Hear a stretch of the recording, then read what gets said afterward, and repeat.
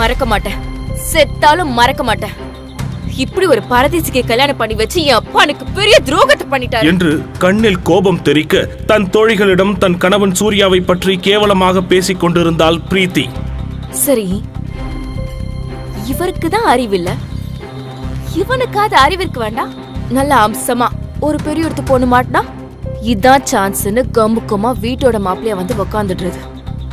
மானம் கெட்டவன். அந்த நேரத்தில் பிரீத்தியின் ஆண் நண்பன் ஒருவன், விடு பிரீத்தி, ஒரு ரேஞ்சுக்கெல்லாம் ஒரு ஆளே இல்லை.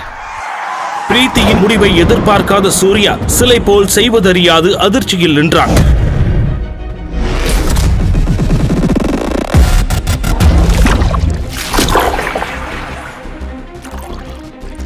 டேய் வெட்டி ஆபீசர் சூர்யா, ஒரு செருப்பு தைச்சிட்டு வர உனக்கு 2 நாள் வேணுமாடா?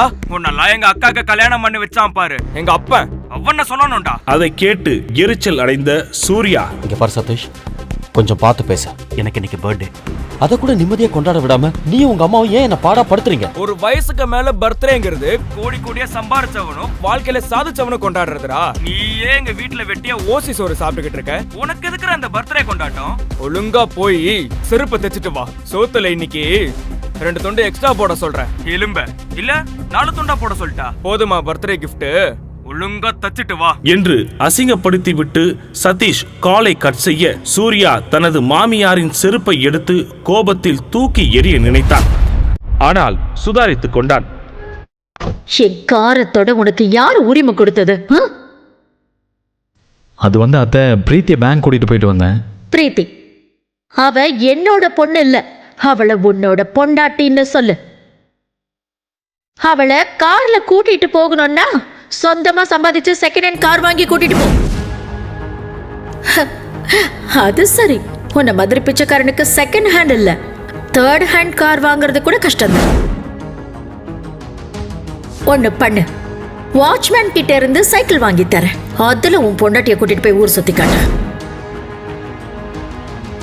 Idiot. Oh my God. காரை ரோட்ல தான் ஓட்டிட்டு போனியா இல்ல சாக்கடையில ஓட்டிட்டு போனியா? மரியாதையா கிளீன் பண்ணு. உன் சட்டைய கழட்டி காரை தொடச்சு வை, புரிஞ்சுதா? பிரீத்தி, இவன் சூர்யா. இவனத்தான கோடீஸ்வரன் ரவிக்குமார் அவரோட ஒரே மகளுக்கு கல்யாணம் பண்ணி வச்சாரு. என்ன பிரீத்தி, சரிதானே? சூர்யா பிரீத்தியின் கணவன் என்று தெரிந்தவுடன் இன்பாவுக்கும் பிரதாப்பிற்கும் பிரீத்தியை காதலிக்கலாம், அவளுடன் சேர்ந்து சுற்றலாம் என்ற ஆசை மண்ணோடு மண்ணாகி போனது. பின்னர் இருவரும் சேர்ந்து சூர்யாவின் வறுமையை பற்றி கேலி செய்ய ஆரம்பித்தனர். நீ முதல்ல இங்க இருந்து வெளியே போ.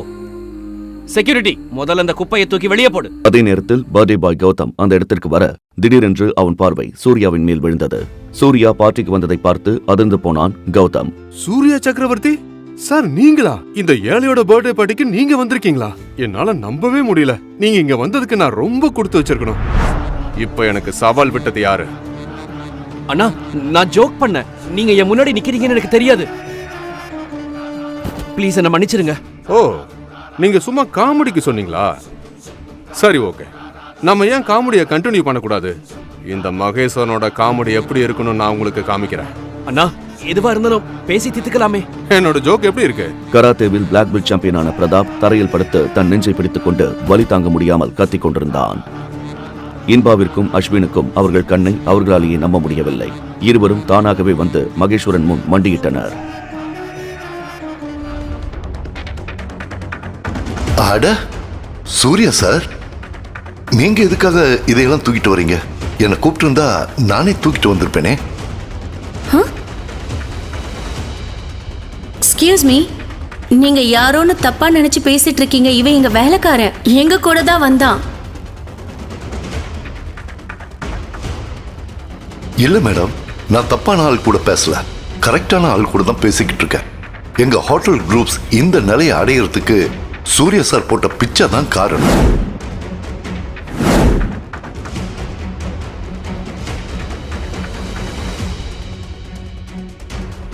ஆமா, நீங்க பிரைவேட் ரூம் தானே கேட்டீங்க?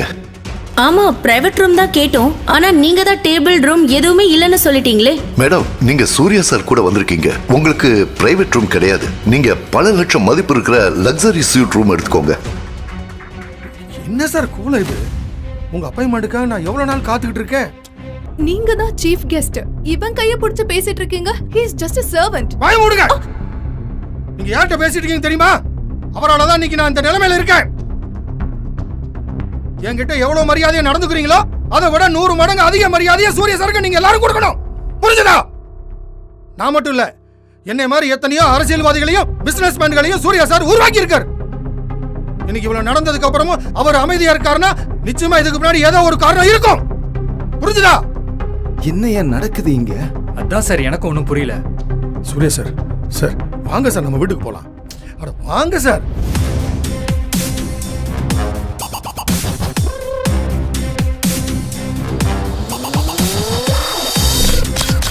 ஒரு செருப்பு தைக்க கூட லாயக்கு இல்ல உனக்கு. இந்த செருப்போட வேல்யூ என்னன்னு தெரியுமா உனக்கு? ஏன் தப்புதான். 1.5 லட்சம் ரூபாய் லூயி விட்டான போய் உன்கிட்ட கொடுத்தேன் பாரு. ஏன் புத்திய செருப்பால அடிச்சுக்கணும். ஷோரூம்க்கு எடுத்துட்டு போடான்னு சொன்னா ஏதோ தெருமுன கடையில போய் தைச்சிட்டு வந்திருக்கிற நீ. அறிவில்ல உனக்கு? இத போட்டுக்கிட்டு எப்படிடா நாளைக்கு நான் ஃபங்க்ஷனுக்கு போவேன் என்று தன் கையில் இருந்து செருப்பை தூக்கி தன் மருமகன் சூர்யாவின் முகத்தில் அடித்து கத்திக் கொண்டிருந்தார் மாமியார் வனிதா. மன்னிச்சிருங்க அத்தை, ஏதோ தெரியாம பண்ணிட்டேன். நான் உடனே சரி பண்ணி எடுத்துட்டு வந்துடுறேன். கிழிச்ச போ, எல்லாருக்கும் ஜூஸ் எடுத்துட்டு வா. சூர்யாவிற்கு நடந்த அநியாயத்தை தூரத்தில் இருந்து பார்த்து கொண்டிருந்த அந்த வீட்டின் வேலைக்காரி கமலம், அதுங்கள பாரு, சின்ன பொண்ணுங்க மாதிரி மினிக்கிட்டு தெரியுதுங்க. நம்மள மாதிரி உழைச்ச காசுல சாப்பிட்டா மத்தவங்கள மதிக்க தெரியும், புருஷன் காசுல சாப்பிட்டா எப்படி தெரியும்? நீ இந்த வீட்டு மருமவன் அப்படியா நடத்துறாங்க? இந்த மாதிரி எல்லாம் கஷ்டப்படணும்னு தலையெழுத்தா கண்ணு? இதெல்லாம் உன் பெத்தவங்க பார்த்தா எவ்வளவு மனசு கஷ்டப்படுவாங்க தெரியுமா? அவங்க தான் இங்க இல்லையே. விடுங்கக்கா, என் மாமனார் கேட்டாருந்தா இந்த கல்யாணத்துக்கே நான் ஒத்துக்கிட்டேன். பிரீத்திக்கு என்ன பிடிக்கலன்னு தெரிஞ்சிருந்தா நான் சம்மதிச்சிருக்கவே மாட்டேன் என்று உடைந்த குரலில் வருத்தத்தோடு சொல்லி முடித்தான் சூர்யா. விடுங்க தம்பி, எல்லாம் மாறிடும். அதான் அந்த ஜோசியக்கார் சொன்னார்ல, நாளையில இருந்து உன் வாழ்க்கையே மாறப்போகுதுன்னு. உன் ஜாதகம் ராஜ ஜாதகம். சூர்யாவை உற்சாகப்படுத்தும் விதமாக கமலம் கூற, இதெல்லாம் கேட்க நல்லாதான்க்கா இருக்கும். நம்புங்க தம்பி, நடக்கும். தம்பி, நாளைக்கு உன் பிறந்த நாளாச்சு, பிரீத்தி அம்மாக்கு தெரியுமா? கமலம் அப்பாவியாக இந்த கேள்வியை கேட்க, பிறந்த நாளா? எங்க கல்யாண நாளே அவ மறந்துருப்பா. மறக்க மாட்டேன், செத்தாலும் மறக்க மாட்டேன். இப்படி ஒரு பரதேசிக்கு கல்யாணம் பண்ணி வச்சு என் அப்பா எனக்கு பெரிய துரோகத்தை பண்ணிட்டாரு என்று கண்ணில் கோபம் தெறிக்க தன் தோழிகளிடம் தன் கணவன் சூர்யாவை பற்றி கேவலமாக பேசிக் கொண்டிருந்தாள் பிரீத்தி. சரி, இவருக்கு தான் அறிவில்ல, இவனுக்காவது அறிவிற்கு வேண்டாம். நல்ல அம்சமா ஒரு பெரிய இடத்து பொண்ணு மாட்டினா இதான் சான்ஸ்னு கம்புக்குமா வீட்டோட மாப்பிளைய வந்து உக்காந்துடுறது. மானம் கெட்டவன். அந்த நேரத்தில் பிரீத்தியின் ஆண் நண்பன் ஒருவன், விடு பிரீத்தி, ஒரு ரேஞ்சுக்கெல்லாம் ஒரு ஆளே இல்லை.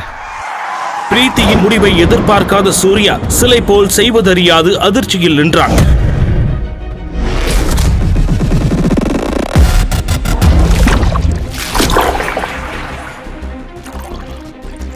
வேறு வழியின்றி திருமணமான அன்றில் இருந்து பிரீத்தியின் வீட்டில் காசு வாங்காத வேலைக்காரன் போலத்தான் வாழ்ந்து வந்தான் சூர்யா.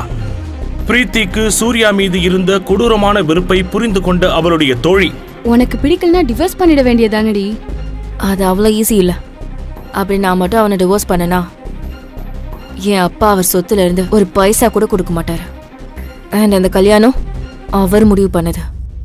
அப்ப இதுதான் உன் தலையெழுத்தா? No no no no. அதான் இன்னும் 3 நாள்ல 200 கோடி ரூபாய் ப்ராஜெக்டை யூஎஸ்ல சைன் பண்ண போறேன்ல, அதை சைன் பண்ணி முடிச்சுட்டு இந்தியாவுக்கு வந்து இறங்கினா அடுத்த செகண்டே அந்த பிச்சைக்காரனை டிவோர்ஸ் பண்ணி வீட்டை விட்டு வெளியே துரத்துறனா இல்லையா பாரு என்று கோபத்தோடு மீதம் இருந்த மதுவை ஒரே மடக்கில் குடித்து முடித்தாள். மறுநாள் காலை பரபரப்பாக தன் உடைகளை பேக் செய்து கொண்டிருக்க, தன்னுடைய பிறந்த நாளுக்கு அவள் வாழ்த்து தெரிவிப்பாள் என்று எதிர்பார்ப்போடு புது உடையணிந்து அவள் அருகே வந்து நின்றான் சூர்யா. ஆனால் பிரீத்தி அவனை ஒரு பொருட்டாகவே கருதவில்லை. பிரீத்திக்கு ஒருவேளை நம்ம பர்த்டே மறந்திருக்குமோ என்று நினைத்து கொண்டு ஏமாற்றத்துடன் அங்கிருந்து வெளியே செல்ல முயல, ஏதோ ஞாபகம் வந்தவளாக திரும்பிய பிரீத்தி வாழ்த்து சொல்லத்தான் தன்னை கூப்பிடுகிறாள் என்று மகிழ்ச்சி அடைந்த சூர்யா, சொல்லு பிரீத்தி, என்னோட லக்கி ப்ளூ சஃபர் நெக்லஸ் எங்கேயாச்சும் பாத்தியா? எங்க தேடியும் காணும் என்று பிரீத்தி சொன்ன அடுத்த நொடி மனம் தளர்ந்து போனான் சூர்யா. ஆனாலும் அதை கண்டு கொள்ளாமல், அதுவா, அது இந்த லாக்கர்ல தான் இருக்கு என்று சொல்லி சூர்யா ஜுவல்லரி பாக்ஸை எடுத்து கொடுக்க, பிரீத்தி அதனை அவளது பேக்கில் வைத்துவிட்டு கிளம்பினாள். சூர்யா ஏமாற்றத்துடன் பிரீத்தி செல்வதை பார்த்து கொண்டே இருந்தான். பிரீத்தி கிளம்பிய சில நொடிகளிலேயே சூர்யாவின் மாமனார் ரவிக்குமார் உற்சாகமாக வீட்டின் உள்ளே வர, இந்த குடும்பத்தில் மாப்பிள்ளை என்று தன்னை மரியாதையாக கூப்பிடும் ஒரே ஆள் தனது மாமனார் தான் என்பதால் உற்சாகத்தோடு வந்து நின்றான் சூர்யா. இவராவது வாழ்த்துகிறாரே என்று மகிழ்ச்சி அடைந்தான். தேங்க்யூ மாமா. மாப்பிள்ளை கேக் வாங்கி ஃப்ரிட்ஜில் வச்சிருக்கேன், எடுத்துட்டு வாங்க. சரிங்கய்யா. பிரீத்தி விஷ் பண்ணாளா? விஷ் பண்ணா மாமா. ஆனால் இந்த மகிழ்ச்சி சில நொடிகள் கூட நீடிக்கவில்லை. ஐயா, இங்க ஒண்ணுமே இல்லைங்க. நல்லா பாருங்கம்மா, ஃப்ரிட்ஜில் தான் இருக்கும். ஐயா, இங்க கேக் இல்லைங்க ஐயா. இல்லையா? வாங்கி ஃப்ரிட்ஜில் தானே வச்சேன். ரவிக்குமார் அதிர்ச்சியாகி திரும்பி பார்க்க ஈனோ அந்த கேக்கை சாப்பிட்டுக் கொண்டிருந்தது. அதை பார்த்து கடும் கோபமடைந்த ரவிக்குமார், வனிதா, வனிதா! ஏற்கனவே எதிர்பார்த்த வனிதா போன் பேசியபடி திமிராக வந்து நிற்க, மாப்பிள்ள பர்த்டேக்கு வாங்கின கேக்க யார் கீனுக்கு போட்டது? என்னது? நம்ம மாப்பிள்ள சாருக்கு பிறந்த நாளா? ஐயோ, இது தெரியாம அந்த கேக்க நான் கீனோக்குள்ள வச்சுட்டேன் என்று வனிதா நக்கலாக கூற, என்னங்க நீங்க நம்ம மாப்பிள்ளைக்கு காஸ்ட்லியான கேக் வாங்க கூடாதா? நான் ஏதோ நாய்க்கு வாங்கின கேக்குன்னு நினைச்சேன். கோபமாக கண்கள் சிவக்க நின்று கொண்டிருந்தார் ரவிக்குமார். நம்ம மாப்பிள்ள எவ்வளவு பெரிய ஆளு. மாமா, என்னால நீங்க எதுக்கு சண்டை போட்டுக்கிறீங்க? நீங்க வாழ்த்துனதே எனக்கு சந்தோஷம் மாமா. சூர்யா அவரின் பாதத்தை தொட்டு ஆசீர்வாதம் வாங்க ரவிக்குமார் சூர்யாவை கட்டி அணைத்துக் கொண்டார். சரியாக அந்த நேரத்தில் சூர்யாவின் போனிற்கு பிரீத்தியிடம் இருந்து டெக்ஸ்ட் மெசேஜ் வந்தது. தன் வாழ்க்கையிலேயே முதல் முறையாக பிரீத்தியிடம் இருந்து மெசேஜ் வந்ததை நினைத்து மகிழ்ச்சியாக அவளை பார்க்க சென்றான் சூர்யா. தன்னுடைய பிறந்த நாள் ஞாபகத்திற்கு வந்து தனக்கு மிகப்பெரிய சர்ப்ரைஸை கொடுக்க போகிறாள் என்று நினைத்து சூர்யாவின் மனம் மகிழ்ச்சியில் அலைபாய்ந்து கொண்டிருக்க அவளுக்காக பூங்கொத்தை வாங்குவதற்கு வண்டியை நிறுத்தினான் சூர்யா. அந்த நேரத்தில் அவனுக்கு ஒரு போன் கால் வந்தது. பிரீத்தியின் சகோதரன் சதீஷ் அவனை அழைத்திருந்தான். டேய் வெட்டி ஆபீசர் சூர்யா, ஒரு செருப்பு தைச்சிட்டு வர உனக்கு 2 நாள் வேணுமாடா? உன்னெல்லாம் எங்க அக்காக்கு கல்யாணம் பண்ணி வச்சான் பாரு எங்க அப்பன், அவன சொல்லணும்டா. அதை கேட்டு எரிச்சல் அடைந்த சூர்யா, இங்க பாரு சதீஷ், கொஞ்சம் பார்த்து பேச.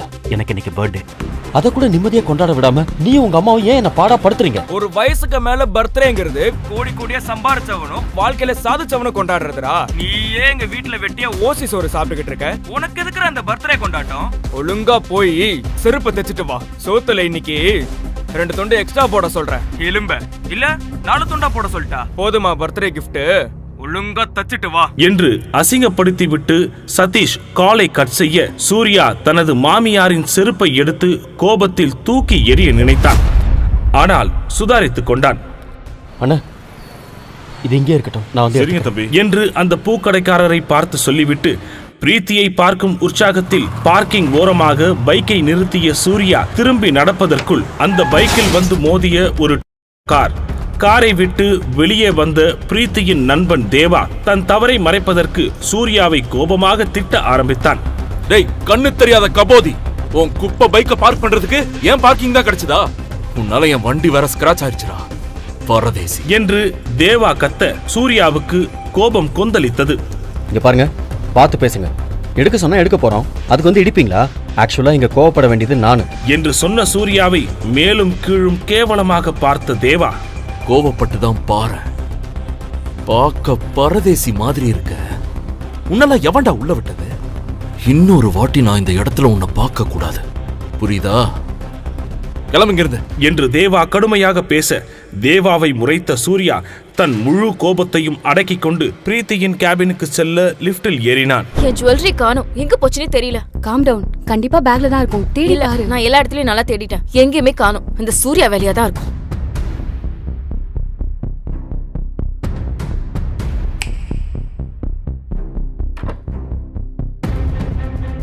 சூர்யா, ஒழுங்கு மரியாதையா ஜுவல்லரி பாக்ஸ்ல இருந்த செயின் எங்கன்னு சொல்லிடு.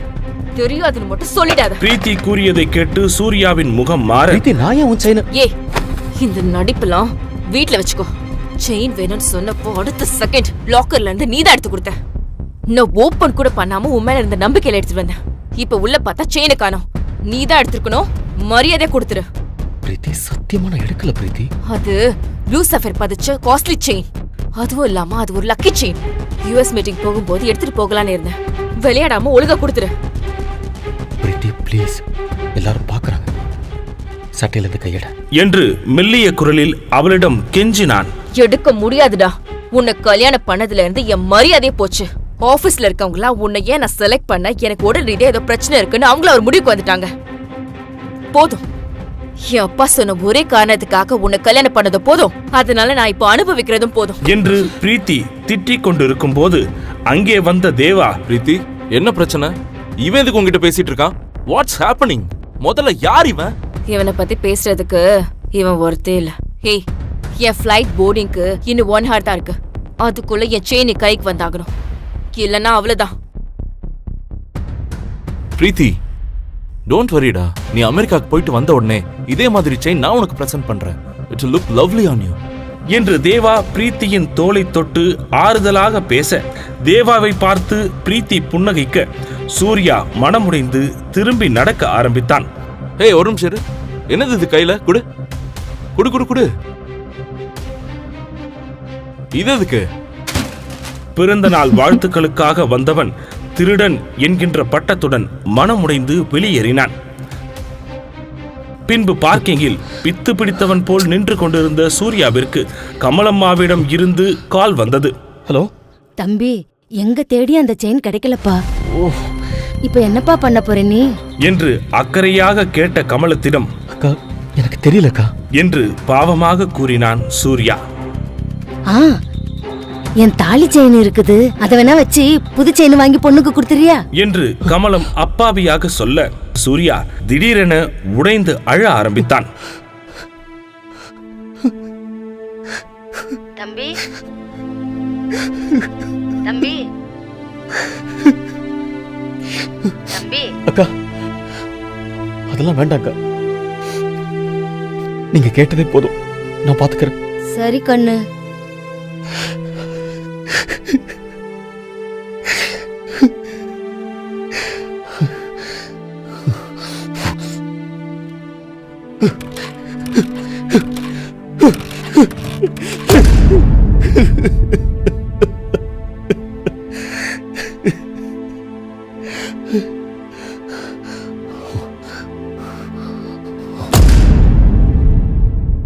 பிரீத்தி கோபமாக சேரில் உட்கார்ந்து இருக்க, அவளை சுற்றி அவளுடைய தோழிகளும் தேவாவும் நின்று கொண்டிருந்தார்கள். தேவா பிரீத்தியை சமாதானம் செய்து கொண்டிருந்தான். அடம் பிடிக்காத பிரீத்தி, செக்கினுக்கு இன்னும் 1/2 மணி நேரம் கூட இல்ல. அந்த ஃப்ராடு இந்நேரம் அந்த செயினை வித்திருப்பான். ஆமாம் பிரீத்தி, சொன்னா கேளு. நமக்கு செயினை விட அமெரிக்கன் டீல் தான் பெருசு. அதுக்கப்புறம் வந்து கூட நம்ம அவன் மேல கம்ப்ளைண்ட் கொடுத்துக்கலாம். டைம் ஆச்சு பிரீத்தி, கிளம்பு என்று மூவரும் சமாதானம் செய்த பிறகு அரை மனதோடு சூட்கேஸை எடுத்துக்கொண்டு கிளம்பினாள் பிரீத்தி.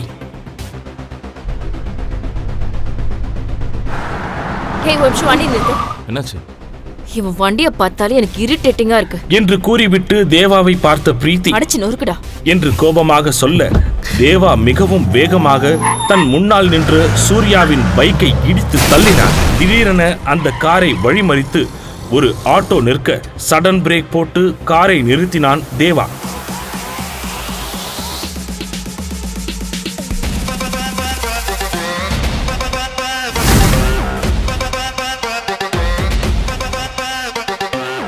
ஏண்டா திருட்டு நாயே, ஓ இஷ்டத்துக்கு ஆட்டோவை குறுக்க விடுற?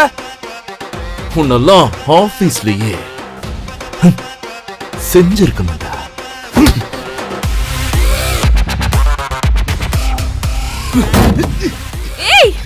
நீ என்ன செஞ்சிருவியா? என் பொண்டாட்டிக்கு செயின் வாங்கி கொடுக்க நீ யாரா? நான் உனக்கு பெருசா ஒண்ணு வச்சிருக்கேன்.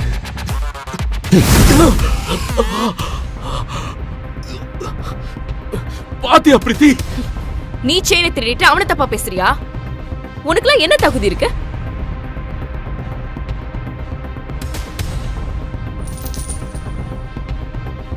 பாத்தியா பிரீத்தி? இந்த ஃப்ராட் தான் செயினை திருடி வச்சிருக்கான். பிரீத்தி அதனை ஆச்சரியமாக வாங்கிக் கொள்ள, நீ எந்த டென்ஷனும் இல்லாம ரிலாக்ஸ்டா மீட்டிங்கை பிரசன்ட் பண்ண. All the best. இந்த இத்து போனவங்க கிட்ட எல்லாம் பேசி டைம் வேஸ்ட் பண்ணாத பிரீத்தி. ஃப்ளைட்டுக்கு டைம் ஆச்சு. தேவா, வாயை பொத்திக்கிட்டு கம்முன்னு இருக்கணும். நான் என் பொண்டாட்டி கிட்ட பேசிட்டு இருக்கேன். ஏதாவது சத்தம் வந்தது,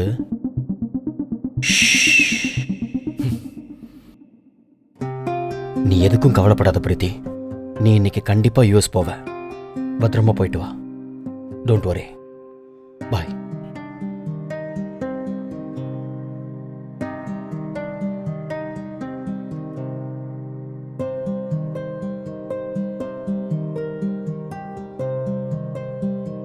சூர்யா இவ்ளோ கோவப்பட்டு நான் பார்த்ததே இல்ல. எனக்கு அவன் வேற மாதிரி ஒரு ஆளா தெரியறான். டிராபிக்கில் அடித்து பிடித்து விமான நிலையத்தை அடைந்தாலும் உள்ளே நுழைந்த பொழுது அந்த ஃப்ளைட் கிளம்பி விட்டது என்கின்ற அதிர்ச்சிகரமான அனௌன்ஸ்மெண்ட் பிரீத்தியின் காதில் கேட்டது. இது எல்லாத்துக்கும் காரணம் அந்த சூர்யா தான் என்று பிரீத்தி புலம்பிக் கொண்டிருக்க, நீங்க பிரீத்தி தானே? எஸ். உங்க ஃப்ளைட் மிஸ் ஆயிடுச்சுன்னு நீங்க வருத்தப்பட வேணாம் மேம். RSV குரூப் ஆஃப் கம்பெனிஸ்ல இருந்து உங்களுக்காக ஸ்பெஷல் சார்ட்டர்ட் ஃப்ளைட் ரெடி பண்ணிருக்கோம். What? May I have your passport? Sure. என்று பாஸ்போர்ட்டை எடுக்க முயற்சிக்க, அதோடு சேர்ந்து சூர்யா திருடியதாக சொன்ன செயின் வெளியே வர அதிர்ச்சியானால் பிரீத்தி. பின் சூர்யா எடுத்த செயினையும் இப்போது கிடைத்த செயினையும் எடுத்து ஒப்பிட்டு பார்த்தாள். எப்படி 2 செயின்? பிரீத்தியின் கையில் உள்ள செயினை பார்த்து வியந்த அந்த அதிகாரி, வாவ் மேம், நீங்க தான் அந்த லக்கி கேர்லா? இது ஒரு லிமிடெட் எடிஷன் சஃபயர் செயின். 1 மணி நேரத்துக்கு முன்னாடி தான் சூரத்ல இருந்து ஸ்பெஷல் சார்ட்டர்ட் ஃப்ளைட்ல வந்தது. இது உங்களுக்காக தான் வந்ததுன்னு இப்பதான் தெரியுது. இத யார் வாங்குனாங்கன்னு உங்களுக்கு தெரியுமா? அது கான்ஃபிடென்ஷியல் மேம். சாரி. போர்டிங்க்கு டைம் ஆயிடுச்சு. Shall we move Mrs Surya Chakravarthy? Surya சக்கரவர்த்தி?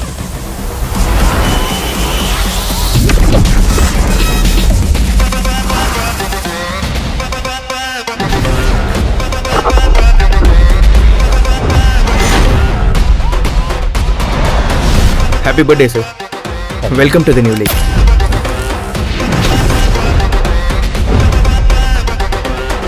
இது உங்க gift, sir. Sir, please. பெரிய உற்சாகம் இல்லாமல் அந்த காரின் உள்ளே ஏறி உட்கார்ந்தான்.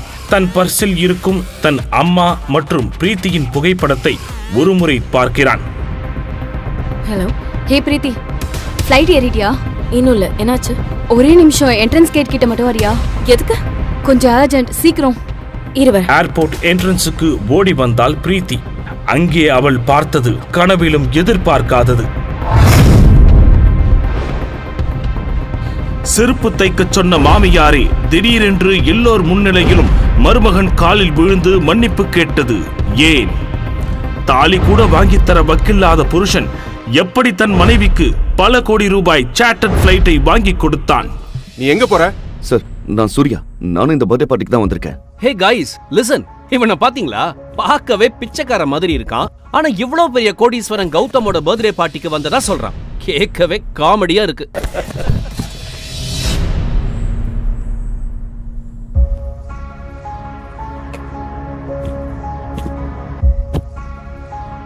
பிரீத்தி பேபி, வா நம்ம வீட்டுக்கு போலாம். பேபி, பிரீத்தி, உனக்கு இந்த பிச்சைக்காரன் யாருன்னு தெரியுமா? சச்ச, யார் இவன்? எனக்கு யாருனே தெரியாது. Who the hell are you? பிரீத்தி கூறியதை கேட்டு அதிர்ச்சி அடைந்தான் சூர்யா. ஆனால் பிரீத்தி சூர்யாவை அவமானப்படுத்துவது வழக்கமாக நடக்கும் விஷயம்தான். பிரீத்தி, இப்ப நம்ம கிளம்பலாம். வா வீட்டுக்கு போலாம். ஏ பிச்சைக்காரா, நீ முதல்ல இங்க இருந்து வெளியே போ. செக்யூரிட்டி, முதல்ல அந்த குப்பையை தூக்கி வெளியே போடு. அதே நேரத்தில் பர்த்டே பாய் கௌதம் அந்த இடத்திற்கு வர திடீரென்று அவன் பார்வை சூர்யாவின் மேல் விழுந்தது. சூர்யா பார்ட்டிக்கு வந்ததை பார்த்து அதிர்ந்து போனான் கௌதம். சூர்யா சக்கரவர்த்தி சார், நீங்களா? இந்த ஏழையோட பர்த்டே பார்ட்டிக்கு நீங்க வந்திருக்கீங்களா? என்னால நம்பவே முடியல. நீங்க இங்க வந்ததுக்கு நான் ரொம்ப கொடுத்து வச்சிருக்கணும். Sir sir, please please please உள்ள வாங்க. அங்கு நடந்தவற்றை பார்த்த பிரீத்தி மற்றும் அவருடைய நண்பர்கள் அதிர்ச்சியுடன் தங்கள் கண்களையே நம்ப முடியாமல் பார்த்து கொண்டிருந்தனர். ஆனால் சூர்யா எதுவும் சொல்லாமல் சிறிது நேரத்தில் அங்கிருந்து வெளியேறினான். வெளியே சென்றவன் பிரீத்திக்காக நீண்ட நேரம் காத்திருந்தான். பார்ட்டி முடிந்தவுடன் பிரீத்தி போதையில் தள்ளாடியவாறு வெளியே வந்தாள்.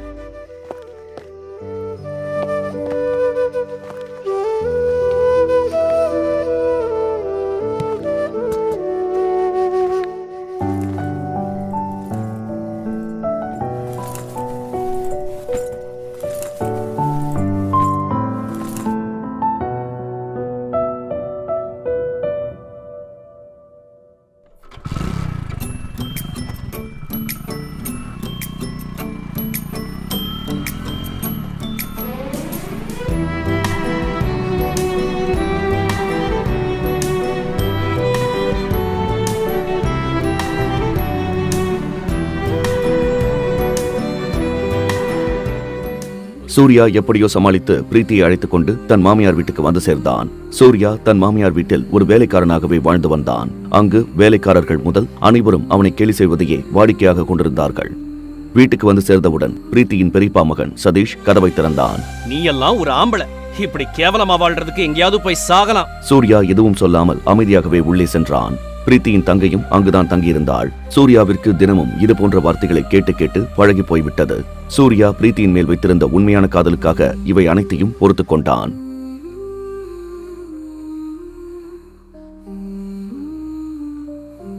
இன்னைக்கு எல்லாரும் என்ன பார்த்து சிரிக்கிறீங்க. ஒரு நாள் என்ன பத்தின உண்மை தெரிய வரும். அப்ப நீங்க எல்லாம் வாயடிச்சு போய் நிக்க போறீங்கடா. சூர்யா யார் என்ற உண்மை இதுவரையில் யாருக்கும் தெரியாது. சூர்யாவும் ஏதோ ஒரு காரணத்திற்காக அதனை யாரிடமும் சொல்லவில்லை. சூர்யாவை அவமானப்படுத்தாதவர்களே அந்த வீட்டில் இல்லை என்று சொல்லலாம்.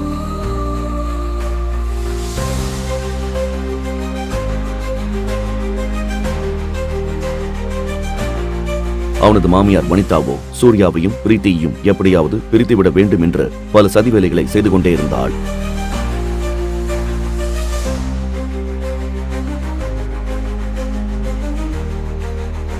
சூர்யா, நம்ம ஹோட்டல் ரூம்குள்ள சில முக்கியமான ஆளுங்களை மீட் பண்ண போறோம். அங்க வந்து நீதான் என்னோட ஹஸ்பண்ட்னு யார்கிட்டயும் சொல்லக்கூடாது. நீ என் வீட்டு வேலைக்காரன்னு சொன்னா போதும். ஆனா பிரீத்தி...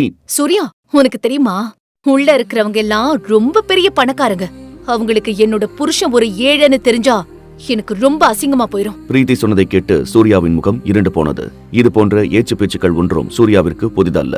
இது போன்ற வார்த்தைகளை அவன் பலமுறை கேட்டுவிட்டான். பிரீத்தியும் அவளது குடும்பமும் சூர்யாவை எப்போதும் ஒன்றுக்கும் உதவாதவனாகவே பார்த்து வந்தனர். இன்று பிரீத்தி அவளது பாலிய சிநேகிதி ஸ்னேகாவுடன் அவளது புதிய நண்பர்களையும் சந்திக்க ஹோட்டல் ரூமிற்கு செல்கிறாள். அப்போது பிரீத்தி சூர்யாவிடம் தேவையில்லாம எந்த நாடகமும் போடுற வேலை வச்சுக்காத என்று எச்சரிக்கை விடுக்கிறாள். ஸ்னேகாவின் பணக்கார நண்பர்களான பிரதாப், இன்பா மற்றும் அஸ்வின் மூவரும் உள்ளே அமர்ந்திருந்தனர். பிரீத்தி அங்கே சென்றதும் மூவரும் அவளது அழகை பார்த்து பிரமித்து நின்றனர். ஸ்னேகா, யார் இது? பார்க்கவே புதுசா பூத்த ரோஜா மாதிரி அழகா இருக்காங்க. இவளா? She is my best friend Preethi. சூர்யாவின் பழைய உடைகளை பார்த்து இன்பா முகத்தை சுளித்துக் கொண்டு கேட்கிறான். யாருவன் பிஞ்சு போன சட்டையில எக்ஸ்ட்ரா பட்டன் மாதிரி?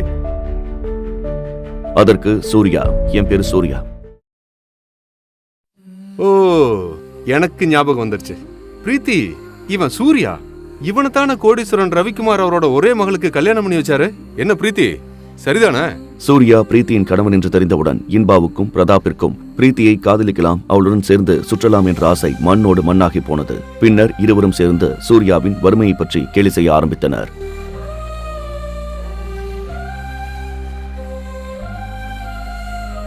ஆமா சூர்யா பிரதர், நீங்க ஏதோ பேங்க்ல ஒர்க் பண்றீங்கன்னு கேள்விப்பட்டேன். உங்களோட சேலரி எவ்வளவுன்னு தெரிஞ்சுக்கலாமா? மூவரும் சேர்ந்து வேண்டுமென்றே சூர்யாவை கேவலப்படுத்திக் கொண்டிருந்தனர். என்னோட சேலரி 12,000 ரூபாய். எவ்வளோ சார்? 12,000 ரூபாய். சம்டைம்ஸ் போனஸ் வரும்போது 15,000 கிடைக்கும். ஆமாமா, இது ரொம்ப நல்ல சம்பளம் தான். இது என்னோட நகைக்கடை அக்கௌண்டோட பாதி சம்பளம். ஆனா இந்த காலத்துல இது ரொம்ப பெரிய விஷயம் தான். இன்பா ப்ரோ, உங்க கடையில ஏதாவது ஆள் தேவைப்பட்டா நீங்க ஏன் சூர்யாவை வேலைக்கு எடுத்துக்க கூடாது? பார்க்க ரொம்ப நல்லவரா தெரியறாரு. அப்புறம் நீங்க எதுவும் கம்ப்ளைண்ட் பண்ற அளவுக்கு வச்சுக்க மாட்டாருன்னு நினைக்கிறேன். ஆமா, கண்டிப்பா பிரதா ப்ரோ, நான் அவரை தாராளமா வேலைக்கு எடுத்துக்கிறேன். பிரீத்திக்காக ஒரு 20-25,000 ரூபாய் சேலரி கொடுக்கலாம். என்ன சூர்யா, உங்களுக்கு ஓகேனா நீங்க நாளைக்கே வந்து வேலையில ஜாயின் பண்ணிக்கலாம். இவர்கள் யார் சூர்யாவிற்கு வேலை கொடுப்பதற்கு? சூர்யா நினைத்தால் இவர்கள் மூவரையும் சேர்த்து விலைக்கு வாங்க முடியும். சூர்யா சக்கரவர்த்தி குடும்பத்தின் ஒரே வாரிசு என்று யாருக்கும் தெரியாது. ஏன் பிரீத்திக்கும் அவளது குடும்பத்தினருக்கும் கூட சூர்யாவின் பின்புலம் பற்றி தெரியாது. சூர்யாவிற்கு தான் கோடீஸ்வரன் என்று சொல்லிதான் இவர்களிடம் தன்னை நிரூபிக்க வேண்டும் என்ற அவசியமும் இல்லை. அதனால்தான் எப்படிப்பட்ட கஷ்டமான சூழ்நிலையையும் அமைதியாக கடந்து செல்கிறான். தேங்க்யூ மிஸ்டர் இன்பா, உண்மையாவே இது ரொம்ப நல்ல ஆஃபர் தான். நீங்க எனக்கு இவ்வளவு தூரம் ஹெல்ப் பண்ணணும்னு நினைச்சதுக்கு ரொம்ப தேங்க்ஸ். உண்மையை சொல்ல போனா எனக்கு ஜுவல்லரி பத்தி எதுவுமே தெரியாது. அது மட்டும் இல்லாம எனக்கு இப்ப கிடைக்கிற சம்பளமே போதும். பிரீத்திக்கு ஸ்னேகாவின் பணக்கார நண்பர்கள் தேவையில்லாமல் பேசிக் கொண்டிருந்தது எரிச்சலை உண்டாக்கியது. அங்கு நிற்க விருப்பம் இல்லாமல் வெளியே சென்று விடுகிறாள். அங்கே பிரீத்திக்கு எதிரே வந்த நபரின் மீது சகித்துக் கொள்ள முடியாத அளவு மதுவாடை வீசியது. இப்போது பிரீத்தி எதை பற்றியும் யோசிக்காமல் ராக்கியின் கன்னத்தில் ஓங்கி அறைந்து விடுகிறாள். என்ன அடிச்சிட்டல்ல, இப்போ உன்னை என்ன பண்ண போறேன் பாரு. பிரீத்தி பதற்றத்தில் கண்களை இறுக்கமாக மூடிக்கொண்டாள். இந்நேரம் பாட்டில் தன் தலையில் இறங்கி இருக்கும் என்று எதிர்பார்த்தவள் திடீரென்று கண்களை திறந்து பார்க்க ஒரு கை அடிக்க வந்த கையை தடுத்து நிறுத்தி இருந்தது. நீ குடிச்சிருக்கியா? நீ உருப்படியா வெளியில போகணும்னு நினைச்சனா மரியாதையா என் ஒய்ஃப் கிட்ட தப்பா நடந்துக்கிட்டதுக்காக சாரி கேட்டுட்டு வெளியில போயிரு. என் மேல கைய வச்சு நீ பெரிய தப்பு பண்ணிட்ட. இப்போ இந்த குடிகாரனால என்ன பண்ண முடியும்னு உனக்கு காட்டுறேன். பிரீத்தி முதல் முறையாக சூர்யா இவ்வளவு தைரியமாக அவனை எதிர்ப்பதைக் கண்டு ஆச்சரியத்தில் உறைந்தாள். அவளால் அவள் கண்களையே நம்ப முடியவில்லை.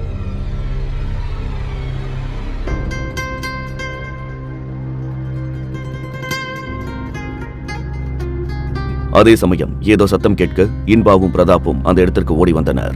நான் தனியா வந்ததை பார்த்துட்டு இந்த இடியட் குடிச்சிட்டு வந்து என்கிட்ட தப்பா நடந்துக்க பார்த்தான். இப்போது கோபத்தில் பிரதாப்பின் கண்கள் சிவந்தன. பிரீத்தியை எப்படியாவது தன் வசம் ஈர்த்துவிட வேண்டும் என்பதற்காக அங்கு நடக்கும் அனைத்து விஷயத்திற்கும் அவனே முழு பொறுப்பையும் ஏற்றுக்கொண்டான். எல்லாவற்றிற்கும் மேலாக அந்த பரம்பரை ரெஸ்டாரண்ட் பிரதாப்பின் சொந்த ஹோட்டல். உனக்கு எவ்வளவு தைரியம் இருந்தா பிரீத்தி கிட்ட இந்த மாதிரி நடந்திருப்ப. உன்னை பார்க்கவே அருவருப்பா இருக்கு. உன்னை இப்ப கொல்ல போறேன்டா. ஐயோ, இவனுக்கு தொல்லை தாங்க முடியல. இந்த ஆள் அடிச்சு எப்படியாவது பிரீத்தியை இம்ப்ரெஸ் பண்ணிடணும்னு ட்ரை பண்ணிட்டே இருக்காங்க. ஆனா ஒரு விஷயம் மட்டும் தெளிவா தெரியுது. இவனை பார்த்தா சாதாரண குடிகாரன மாதிரி தெரியல. பிரதாப்பும் இன்பாவும் அவனை அடிப்பதை நிறுத்தப் போவதாக தெரியவில்லை. அதனால் சூர்யா அவர்கள் அடிப்பதை தடுக்க முயற்சி செய்தான். போது நிறுத்துங்க. அவன் பண்ண தப்புக்கு அவன் தண்டனை அனுபவிச்சுட்டான். இதுக்கு மேல அடிச்சீங்கன்னா கண்டிப்பா அவன் செத்துருவான். சூர்யா, உனக்கு பயமா இருந்துச்சுன்னா தள்ளி போய் ஓரமா நினைக்கோ. அவன் செத்தாலும் எனக்கு கவலை இல்ல.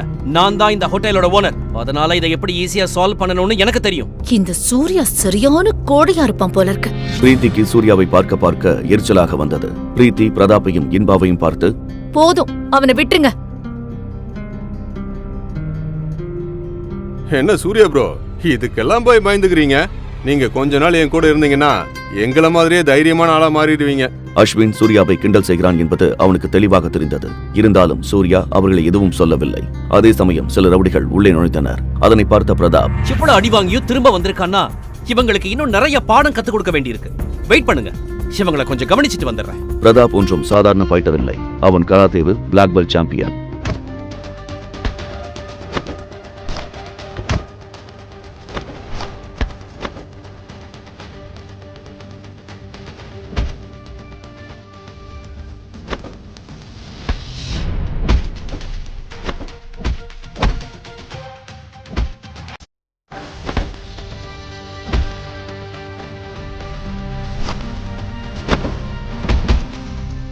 ஒவ்வொருவராக அடித்து சாய்த்த பிறகு ராக்கி மற்றும் அவனது அடியாட்களை பார்த்து, நீங்க எல்லாம் உண்மையாவே ரவுடிங்க தானா?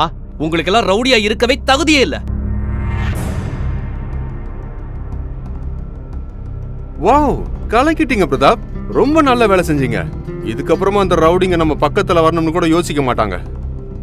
பிரீத்தி, ஸ்னேகா, உங்க ரெண்டு பேருக்கு எதுவும் ஆகல இல்ல? பிரீத்தியும் ஸ்னேகாவும் பதிலுக்கு ஆம் என்று தலையசைத்தனர். பிரீத்தியின் கண்களில் தனக்கான பாராட்டுகளை பார்க்க விரும்பினான் பிரதாப். ஆனால் அவளது கண்கள் பக்கத்தில் அமைதியாக குண்டர்களை பார்த்து அமர்ந்து கொண்டிருந்த தன் கணவன் மீது இருப்பதைக் கண்டான். அது அவனுக்கு மேலும் எரிச்சலை உண்டாக்கியது.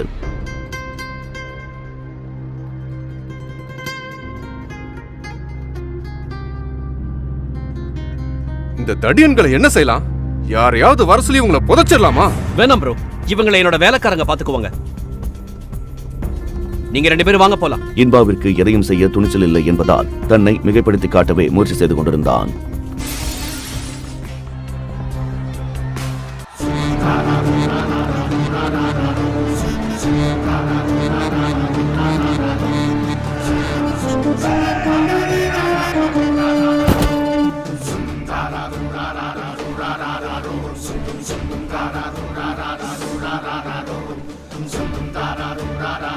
ஓ, அப்படியா? நீங்க ரொம்ப தைரியசாலினா கொஞ்சம் என்கிட்டயே உங்க தைரியத்தை காமிக்க பார்க்கலாம். ஆமா, உங்களை பார்த்து பயப்படணும்னு எனக்கு எந்த அவசியமும் இல்ல. நீங்க எல்லாம் எனக்கு சும்மா பொம்மை மாதிரி. பிரதாப் இதை சொல்லி முடித்துவிட்டு சொன்னவர் யார் என பார்க்க மகேஸ்வரன் நின்று கொண்டிருப்பதை பார்த்துவிட்டு பயத்துடன், மகேஷனா? எதிரே இருந்தவனை பார்த்ததும் பிரதாப் வாயடைத்து போனான். ஏனென்றால் எதிரே நின்றவன் சாதாரண முரடர் அல்ல, அவன் கொடூரமானவன். அவன்தான் மகேஸ்வரன். அவன் கண்களில் ஒருவித ஒளி தெரிந்தது. அதை பார்த்ததும் பிரதாப்பையும் மற்ற அனைவரையும் நோக்கி மரணம் நெருங்குவது போல் தோன்றியது. அந்த மூவரின் கோடீஸ்வர குடும்பங்களும் ஒவ்வொரு மாதமும் பயத்தில் மகேஸ்வரனுக்கு பாதுகாப்பு கட்டணத்தை அனுப்பி வந்தனர். இன்று அதே மகேஸ்வரனிடம் பொம்பை விலைக்கு வாங்கி வைத்திருந்தனர். இப்ப எனக்கு சவால் விட்டது யாரு? அண்ணா, நான் ஜோக் பண்ண. நீங்க என் முன்னாடி நிக்கிறீங்கன்னு எனக்கு தெரியாது. ப்ளீஸ் என்ன மன்னிச்சிருங்க. ஓ, நீங்க சும்மா காமெடிக்கு சொன்னீங்களா? சரி, ஓகே. நம்ம ஏன் காமெடியை கண்டினியூ பண்ணக்கூடாது? இந்த மகேஸ்வரனோட காமெடி எப்படி இருக்குன்னு நான் உங்களுக்கு காமிக்கிறேன். அண்ணா, எதுவா இருந்தாலும் பேசி தீர்த்துக்கலாமே. என்னோட ஜோக் எப்படி இருக்கு? கராத்தேவில் பிளாக் பெல்ட் சாம்பியனான பிரதாப் தரையில் படுத்து தன் நெஞ்சை பிடித்துக் கொண்டு வலி தாங்க முடியாமல் கத்திக் கொண்டிருந்தான். இன்பாவிற்கும் அஸ்வினுக்கும் அவர்கள் கண்ணை அவர்களாலேயே நம்ப முடியவில்லை. இருவரும் தானாகவே வந்து மகேஸ்வரன் முன் மண்டியிட்டனர்.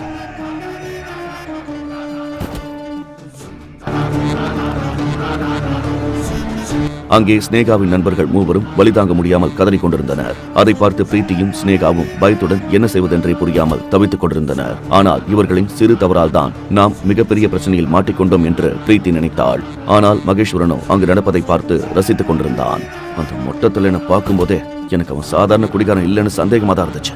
ஆனா மகேஸ்வரன் அவனுக்கு பின்னாடி இருப்பான்னு நான் கொஞ்சம் கூட எதிர்பார்க்கல. சரி, பிரீத்தியை யாரும் தொந்தரவு பண்ணாத வரைக்கும் நான் இதுல தலையிட மாட்டேன். மகேஸ்வரன் பின்னால் நின்று கொண்டிருந்த மூவரையும் கவனிக்கவில்லை. பிரதாப் மற்றும் அவன் நண்பர்கள் வலியில் துடிப்பதைக் கண்டு ரசித்துக் கொண்டிருந்தான். டேய், ஒரு நிமிஷம், அவனோட கை காலெல்லாம் உடைச்சிரு. அப்பவும் அவன் பேசுறத நிறுத்தலனா அவன் கழுத்தையும் சேர்த்து உடைச்சிரு. ஒருவேளை அவன் செத்துட்டான்னா அவங்க அப்பனுக்கு ஏன் சார்பா 2 கோடி ரூபாயை கொண்டு போய் கொடுத்துரு. ஸ்டாப் ஸ்டாப் ஸ்டாப், போதும், அவங்கள விட்டுருங்க. பிரீத்தி இதை சொன்னதும் மகேஸ்வரன் குரல் வந்த திசையை நோக்கி திரும்பி பார்த்தான். அங்கே சூர்யாவை பார்த்துவிட்டு, சூர்யா ஐயா, சக்கரவர்த்தி. அவன் கண்கள் விரிந்தன. அவனால் தன் கண்களையே நம்ப முடியவில்லை.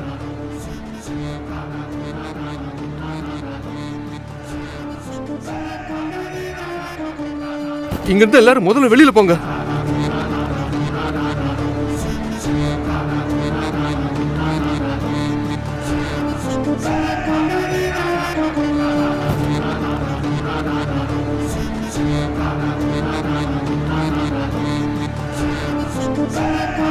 மகேஸ்வரனின் ரியாக்ஷனை பார்த்து சுற்றியிருந்த அனைவரும் சூர்யாவை பார்த்ததும் ஏன் திடீரென்று இவ்வளவு பெரிய ரவுடி மகேஸ்வரன் இப்படி நடந்து கொள்கிறார் என்று அதிர்ச்சி அடைந்தனர். மகேஸ்வரன் தன் ரவுடி ஆட்களுடன் அங்கிருந்து ஓட ஆரம்பித்தான்.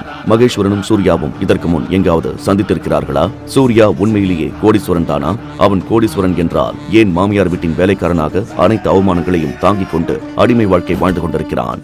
ரவிக்குமார் ஏன் அவனை போன்ற ஒரு ஏழையை பிரீத்திக்கு திருமணம் செய்து வைத்தார்? 10 ரூபாய் கொடுத்து சமோசா கூட வாங்க வக்கில்லாத ஒருத்தனை பார்த்து 5 ஸ்டார் ஹோட்டல்ல இருக்கிறவங்க எல்லாம் எதுக்காக கையை கட்டி நின்னாங்க?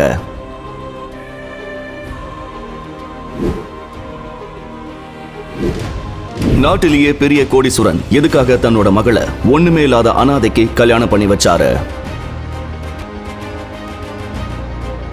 இந்தியாவிலேயே அதிக மக்களால் விரும்பி கேட்கப்படுகிற பாஸ் ஷோவை நாம இப்போ இலவசமா கேட்கலாம்.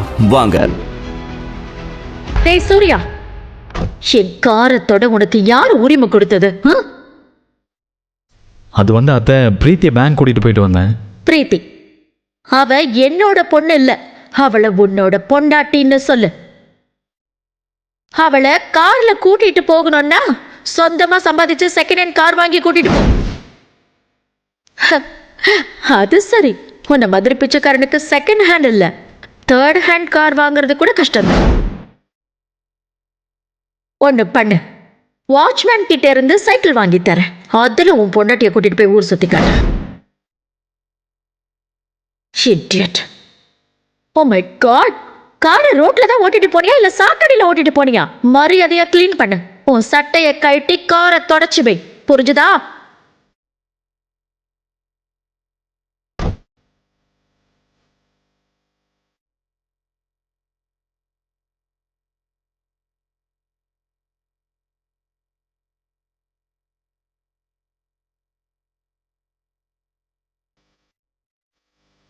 எங்க பாரு, என் ஃப்ரெண்டு லண்டன்ல இருந்து வரான். காரை எடுத்துக்கிட்டே என்ன ஏர்போர்ட்டுக்கு கூட்டிட்டு போ. உங்க அம்மா அவங்க காரை தொடக்கூடாதுன்னு சொல்லிட்டாங்க. என்னது? எனக்கு நீ என்ன பண்ணுவியோ தெரியாது. டாக்ஸியை கூப்பிடுவியோ இல்ல யார்கிட்ட இருந்து கடனை வாங்கிட்டு வருவியோ, ஆனா ஏர்போர்ட்டுக்கு நான் கார்ல தான் போகணும். சீக்கிரமா ஏதாவது பண்ணி, எனக்கு லேட் ஆகுது.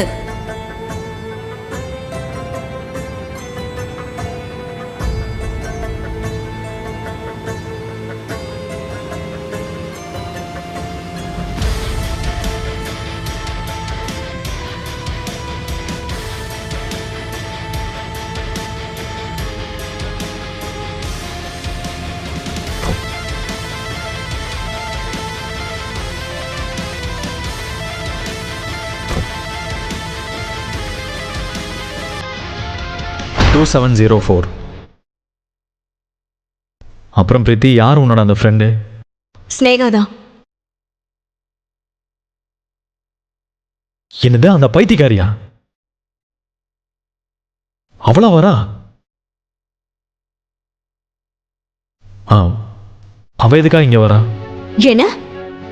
என்ன சொன்ன? பைத்தியக்காரியா? அவ என்னோட பெஸ்ட் ஃப்ரெண்ட். 3 வருஷம் கழிச்சு திரும்ப வரா.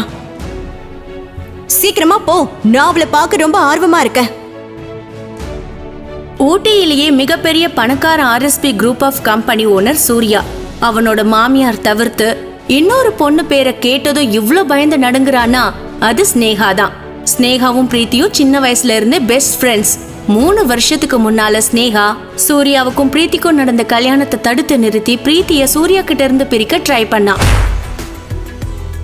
சூர்யாவுக்கு ஸ்னேகா பேரை கேட்டதும் நினைவுக்கு வந்தது அவனோட ஃபர்ஸ்ட் நைட் தான். பிரீத்தியோட அப்பா ராஜசேகர் சூர்யா பிரீத்தி ஃபர்ஸ்ட் நைட்காக வீடு முழுவதும் ரோஜா பூக்களால அலங்கரிச்சிருந்தாரு. பிரீத்தியோட ரூம் ரோஜா பூ தோரணங்களாலும் நறுமணம் வீசும் மெழுகுவத்திகளாலும் அரண்மனை அந்தப்புறம் மாதிரி இருந்தது. ஆனா சூர்யாவுக்கு அந்த முதலிரவு நடக்கிறதுல எந்த விருப்பமும் இல்ல. அவ அன்னைக்கு நைட் பிரீத்தி கிட்ட ஒரு விஷயம் சொல்ல காத்துக்கிட்டு இருந்தான். வீட்ல எல்லாரும் தூங்கிட்ட பிறகு பிரீத்தி ரூம்க்கு வந்த ஸ்னேகா அங்க அழகா அலங்கரிச்சு வச்ச எல்லாத்தையும் புடுங்கி போட்டு அந்த அறையவே நாசம் பண்ணிட்டா.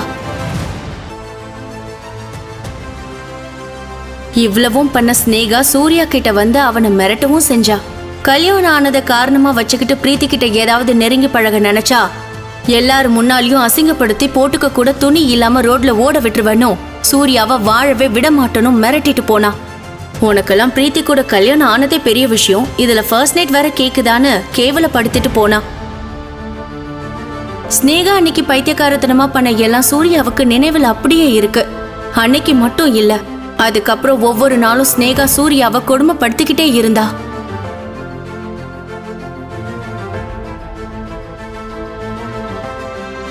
கல்யாணம் ஆன 1 மாசம் கழிச்சு ஸ்னேகா லண்டன் போனதும் தான் சூர்யா நிம்மதியா இருந்தான்.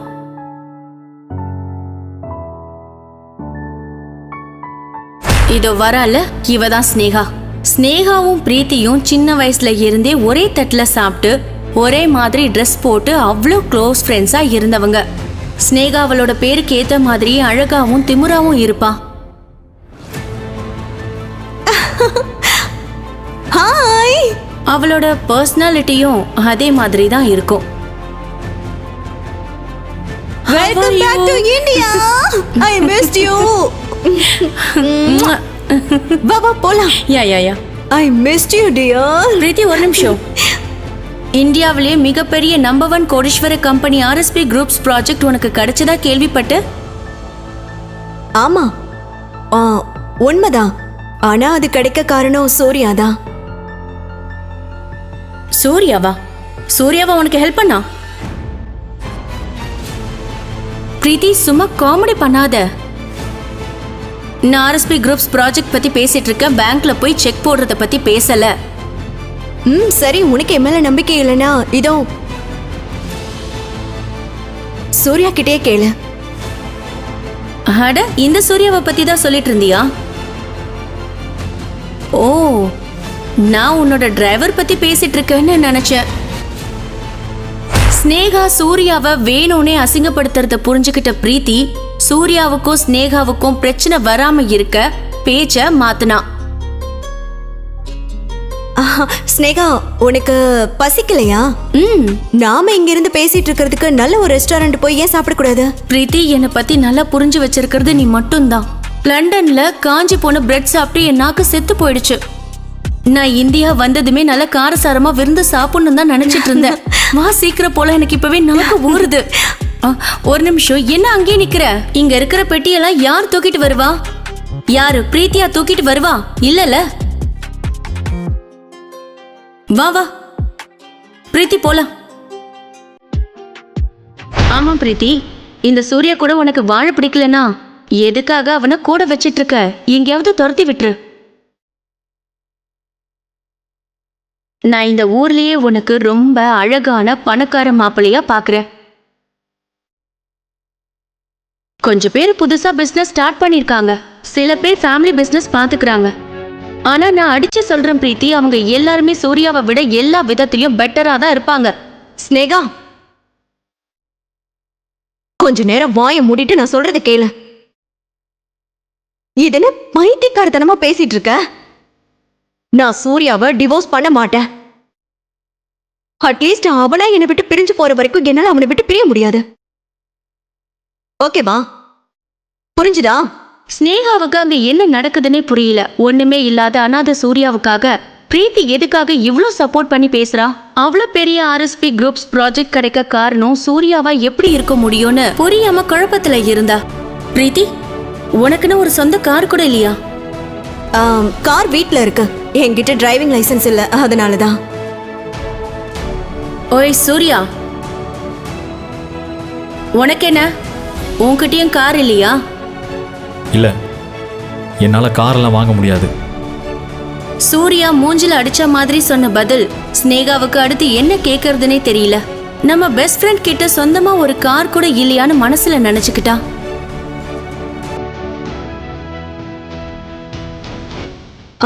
வா ஸ்னேகா, போலாம்.